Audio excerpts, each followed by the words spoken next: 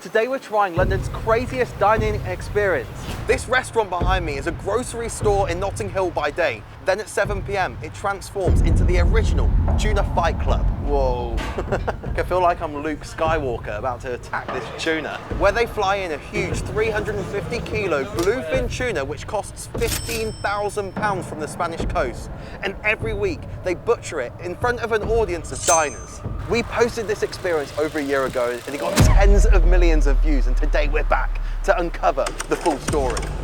It all started during the height of the COVID pandemic as a clandestine meetup at this humble grocery shop in Notting Hill. Fast forward to 2025 and it's one of the most sought after experiences in the whole of London. This 9-course tasting menu will cost you £250 per person, from the highest Japanese grade sashimi to hand diver caught scallops. This experience is something you will not witness anywhere else in the world. Good evening, everybody. Welcome to Tuna Fight Club. I hope that you guys are half as excited to be here as we are to have you all. Hopefully you guys have enjoyed your glass of champagne, your first little appetizers of the usuzukuri. Oh, wow. But I can feel the question on the tip of everyone's tongues. Where the f is the tuna? I'm so happy to inform you the tuna is waiting for us in the van as we speak. So meet me at the back of the van and we're gonna watch the chefs struggle for a little bit, okay? So guys, this fish in the back of the van right now, 36 hours ago was swimming around in the Mediterranean. The fish is gonna come right around the curb. Hold on. And then as we re-enter the restaurant, we meet all in the kitchen, and this trolley is going to make its way up on the right-hand side. We'll keep moving it around, guys. Coming around. We'll go beyond the camera.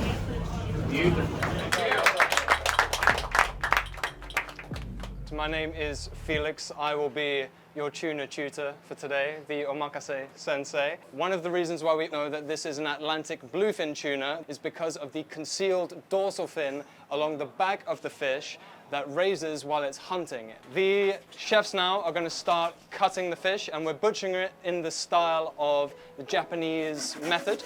We're following the anatomy of the spine, which is in the shape of a cross, and we're going to separate this fish into 4 loins.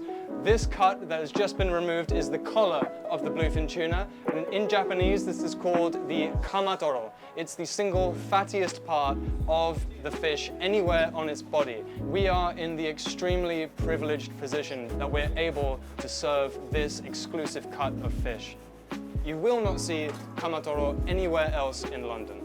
80% of what they harvest every year, they send straight to Japan. So we're lucky enough to be able to have the same grade and quality of tuna that they're going to be having over in Tokyo, right here in the middle of London.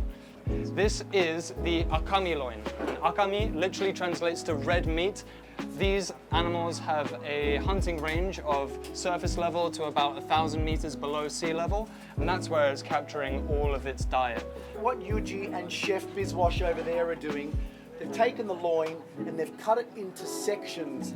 They measure the sections or blocks by hand widths. The hand width is a traditional Japanese way of measuring the width of a block, and they cut. We are also in the very lucky position, having done this for 5 years now, to be able to serve this whole meal with N25 Ossetia Reserve caviar. So guys, we're getting super close now to enjoying our first course of tuna this evening. It's called the nakaochi. We're going to be scraping the fresh meat straight from the bones.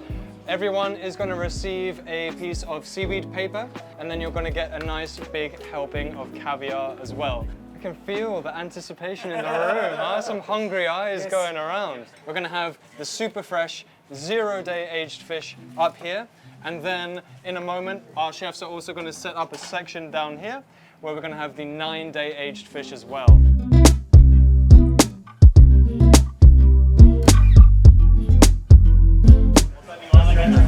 Thank you so much. This is the best bit. This is where it gets loaded with caviar. Tell me about a food that tastes better than this. That should not be legal. Next up, we've got the tuna, but it's been dry aged for 9 days. You can see that it's a lot redder in colour. Again, served with caviar. Let's see how it differentiates. It's really hard to eat. So the difference between the 9A dry age and just the freshly cut tuna, you get that like more depth in flavour, like it's slightly stronger, a bit more fishy, but the driver is that soy.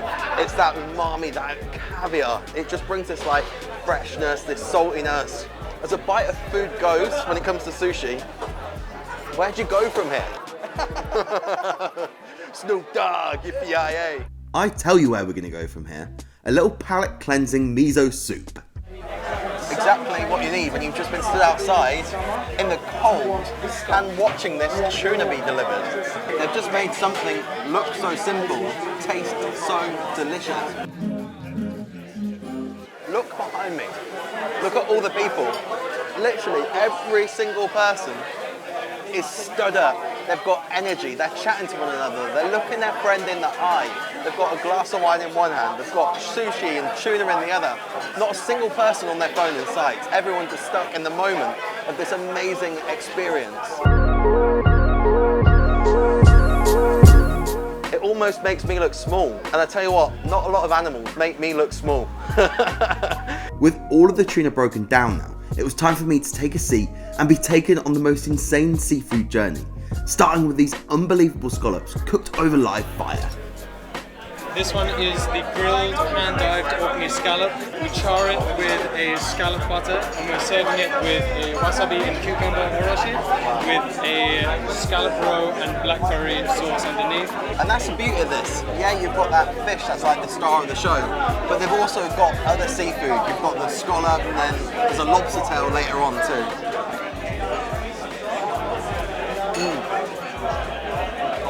The scallop is so soft, but then you've got all these other like Japanese flavours. You've got that sweet vinegar, you've got the roe which is infused with the blackcurrant which adds this slight sweetness, and then you've just got the wasabi which just like prickles the back of your throat when you swallow it. Oh wow. Normally I'd be annoyed because I just want more of that tuna, but this is the perfect break to what's next. Like the experience couldn't get any more mental, owner Chris suddenly comes over and starts showing me how to roll his famous caviar cigar. It's like you're rolling a blunt. Yeah, correct, exactly. I'm literally holding 200 pounds in a seaweed wrap. So this is the secret, Chris, the owner. What you do, you get him really drunk, so then you start just handing out barrels of caviar. Honestly, this gets loose.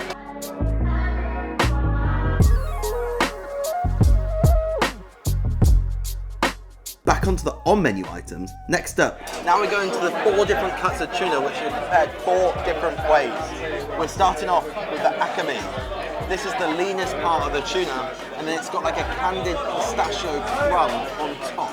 I love pistachios, so if you're getting your facts straight, I should love this bite of food. Oh yeah. It's got Mia's approval. The way that like the pistachio just adds that like little sweetness to that lean cut of meat, it's delicious. Next up, we've got the otoro. That's the belly of the tuna, the fatty bit. And you can tell it's so fatty by just looking at the colour of it. You can see it's a lot whiter, the way that they contrast with the pink. That's the fat, and obviously they finished it here with some truffle. I mean, come on, fatty tuna and truffle. Get straight in my belly. The difference between like the lean, which again you have to chew a few times, to the fatty, which honestly, like you put it onto your tongue and your whole mouth just starts to salivate. And then come on, with that little nib of truffle, every single bite just gets elevated. It's slightly different in its own way. I love it. It's like you come here, every single bite is a 10-10.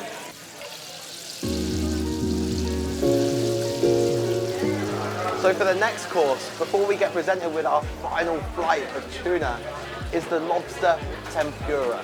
Red lobster tail, which is then tossed in batter, deep fried in this jacuzzi of oil, This is the mad thing. It's like a pick and mix, but from the ocean. You're just picking out lobster tails, scallops, tuna, caviar. Like, where does it end? We're gonna have the whole sea out on your table at the end of the night. It's like an adult's fairground, but for food and seafood. I'm glad you guys are enjoying it. This one is the tempered lobster tail with a sweet corn fritter. We've also got a little bit of tendashi at the bottom there with some nori and chives as well.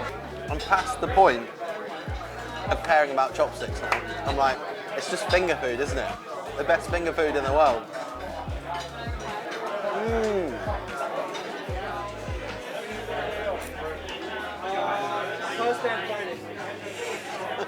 Don't tell the chef.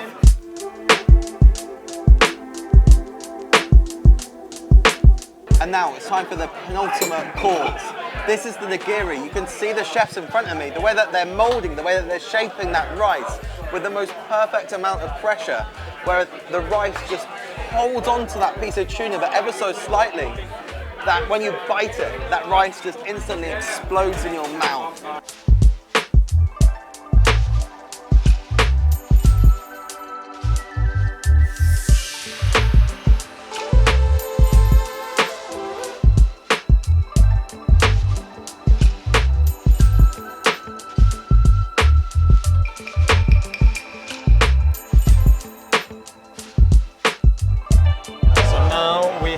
Our sushi course.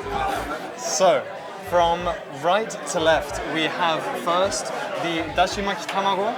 Next along, we have the chutoro, that medium fatty cut with wasabi oil and sudachi. And then finally, we have that blow-torched collar cut, the kamatoro, with another big dollop of caviar. That's the Rolls Royce, isn't it?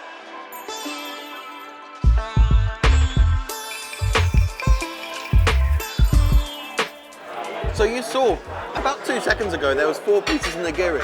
They've been hoovered up very quickly, and we've left this one piece, the kamatoro. This is like the wagyu of the sea. You can see it's 50-50 fat to muscle ratio, topped with caviar. Honestly, like people talk about like a Prada bag. This is the Prada bag of sushi, topped with a bit of caviar. I mean, come on. That's like, would you like a Prada purse with your bag, darling? Yes. Yes, I bloody would. I said at the start of the meal, how do you beat this bite of food? Well, it's simple. Put it on kamatoro. Put it on the best part of the tuna. I mean, I've heard about pulled pork before, not a pulled tuna collar. Speaking to the guys, they're like, this is like the softest part of the tuna. The part of the tuna that just falls off the bone, and you can see them pulling it apart right in front of you.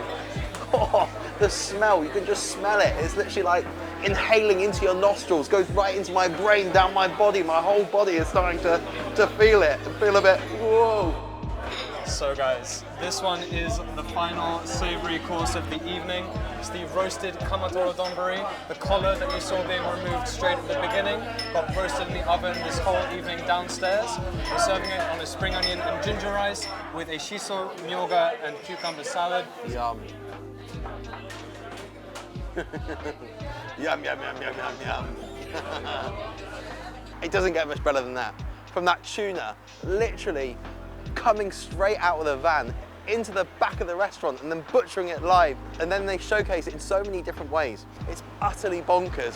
What an experience. Guys, please like, comment, let us know in the comments where you should visit next. I hope you've enjoyed watching the videos just as much as we've loved having you watching. That doesn't make sense and I don't even care. Good night.